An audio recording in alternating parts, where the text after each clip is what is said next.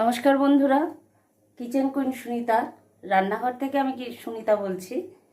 তো আমি আবার আজকে একটা নতুন রেসিপি নিয়ে চলে এসেছি। তো আজকে আমি রান্না করব আজকে রেসিপি সেটা হচ্ছে ডিম ডিম কারি ঠিক বলা যায় না, আর ডিমের ঝোলও ঠিক বলা যায় না, ডিম কষা কষাই করব। তবে আজকে ডিমের তরকারিটা আজকে আমি একটু অন্য রকমভাবে করব। তার জন্য লাগছে ডিম সেদ্ধ করে নিয়েছি, আর লাগছে পেঁয়াজটা আজকে আমি আগে ভাজা করে রেখে দেব। আর লাগছে এখানে আছে টমেটো আর লাল লঙ্কা বাটা, আর এখানে আছে জিরের গুঁড়ো, ধনের গুঁড়ো, হলুদের গুঁড়ো, এটা হচ্ছে আদা রসুন বাটা। আর এখানে ফোড়নের জন্য লাগবে গরম মশলা, তেজপাতা, জিরে আর মৌরি, আর লাগছে লবণ, আর লাগবে গোটা শাহি গরম মশলা, আর লাগছে আলু। ডিম তো আলু ছাড়া কেউ অনেকেই ভালোবাসে না, অনেকেই ভালোবাসে। তবে ডিমের জন্য আজকে আলুটা আমি এইভাবে কেটে নিয়েছি সরু সরু করে। তো আজকে আর ওইভাবে আমি আলুটা কাটিনি। তো এইগুলো সব রেডি করে নিয়েছি। এখন আমি কড়া বসিয়ে ডিমটাকে ভেজে নেব, আর পেঁয়াজটাকে আগে ভেজে নেব সবার আগে। তো কড়া বসিয়ে দিয়েছি, এবার আমি দিয়ে দেব তেল। সানফ্লাওয়ার অয়েল সেটা আমি এটাই ব্যবহার করি। তো এখন আমি তেল দিয়ে দিলাম, তেলটা একটু গরম হোক, তারপর আমি পেঁয়াজটাকে আগে ভেজে নেব।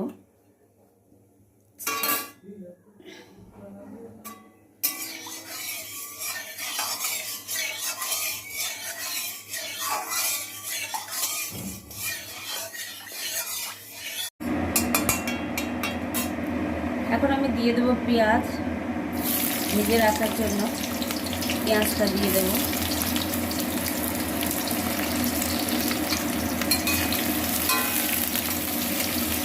পেঁয়াজটা ভেজে আমি খুব বেশি ভাজবো না, তবে বেরেস্তাও করবো না, অল্পই ভেজে নেবো। আমি ভেজে নিয়ে আমি তুলে রাখবো।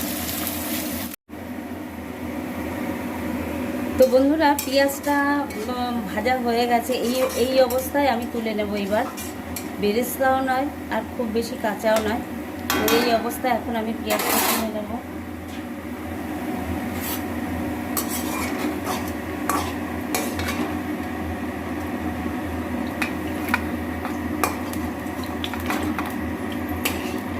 তো পেঁয়াজগুলো আমার তোলা হয়ে গেছে, এখন আমি ডিমটাকে ভেজে নেব।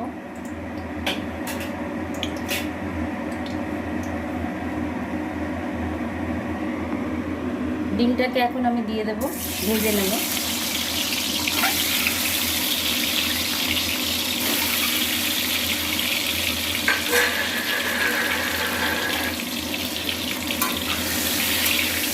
ডিমটা ভাজা হোক।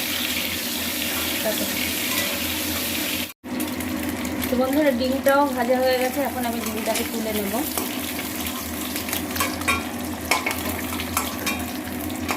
হালকা হালকাভাবে ভেজেছি, খুব বেশি ডিপ করে ভাজিনি। এখন আমি এর মধ্যে একটু তেল দিয়ে দেব।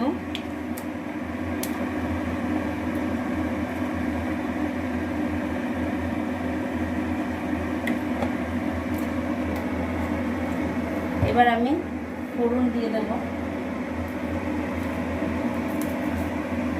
গোটা গরম মশলা, তেজপাতা, জিরে আর মৌরি।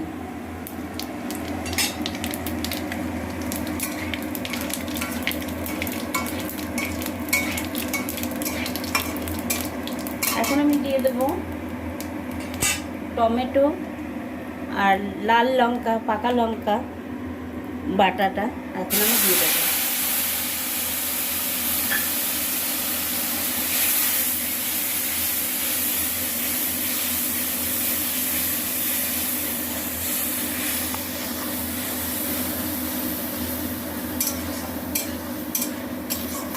টমেটোর কাঁচা গন্ধটা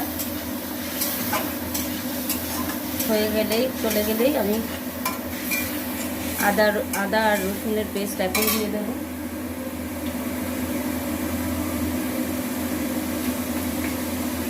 এখন দিয়ে দেব রসুন বাটা, আদা বাটা,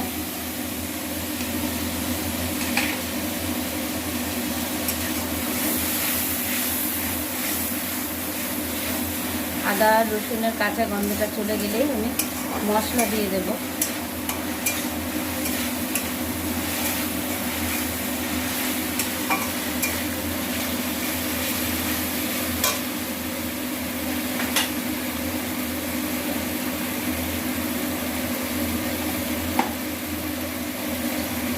এখন আমি সামান্য চিনি দিয়ে দেব কালারটা ভালো আসার জন্য, আর দিয়ে দেব লবণ, পরিমাণ মতো লবণ,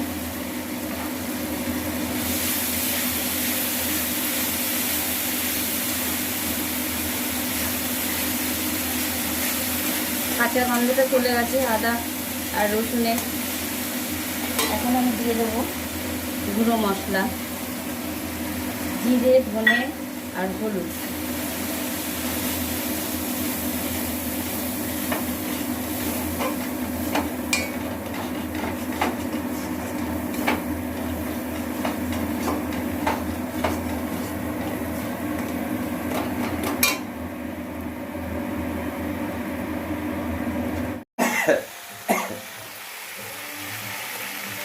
তো বন্ধুরা, আলুগুলো প্রায় কষানো হয়েই গেছে, মশলার মধ্যে কষানো হয়ে গেছে।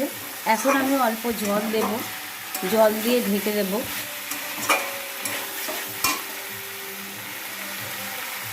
জল দিয়ে দিলাম।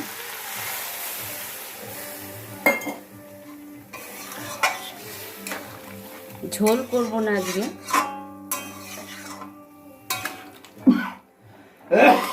তো এখন আমি ঢেকে রাখবো আলুটা যতক্ষণ না সেদ্ধ হয়।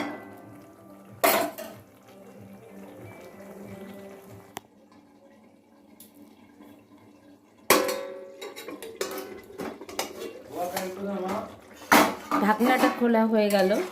এখন আমি দেখছি আলুটা সেদ্ধ হয়ে গেছে। হ্যাঁ, আলু সেদ্ধ হয়ে গেছে।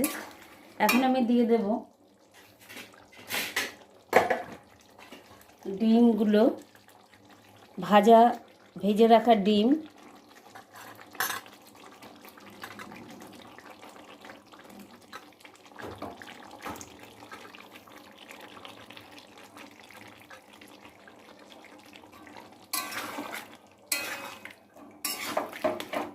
ভেজে রাখা ডিমগুলো দিয়ে দিলাম, আর দিয়ে দেব ভেজে রাখা পেঁয়াজগুলো।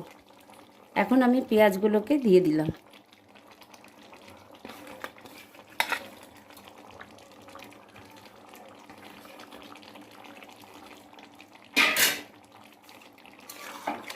দিয়ে এবার আরেকটু নাড়াচাড়া করে আমি আরেকটু ঢেকে রাখবো।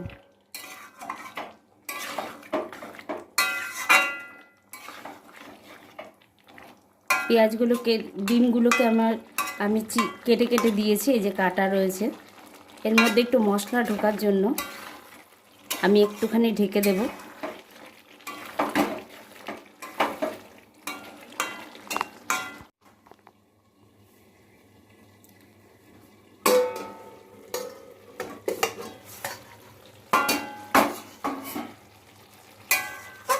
তো বন্ধুরা, ডিম আলু কষাটা, এই রেসিপিটা প্রায় শেষ হয়ে গেছে। আলু সব সেদ্ধ হয়ে গেছে, আর কষানো হয়ে গেছে, ঝোলটাও টেনে নিয়েছে। এখন আমি দিয়ে দেবো গরম মশলা, গুঁড়ো গরম মশলা, শাহি গরম মশলা দিয়ে দিলাম। তো রান্নাটা আমার প্রায় কমপ্লিট। তো আমার এই রেসিপিটা আপনাদের কেমন লাগলো আপনারা অবশ্যই কমেন্টে জানাবেন। আর যারা নাকি আমার চ্যানেলটিকে এখনও দেখেননি তারা দেখবেন, আর আমার চ্যানেলটা সাবস্ক্রাইব করবেন, শেয়ার করবেন, পাশে থাকা বেল আইকনটি প্রেস করবেন, যাতে নতুন নতুন আরও সব ভিডিও দিলে আপনারা খুব সহজেই পেয়ে যাবেন। তো লাইক, কমেন্ট এগুলো তো করবেনই। আপনাদের কাছে একটা এটা বলতে পারেন আমার অনুরোধ। তো কেমন লাগলো আপনারা সব জানাবেন সবাই। তো আমার রান্নাটা আজকে কমপ্লিট করলাম। নমস্কার।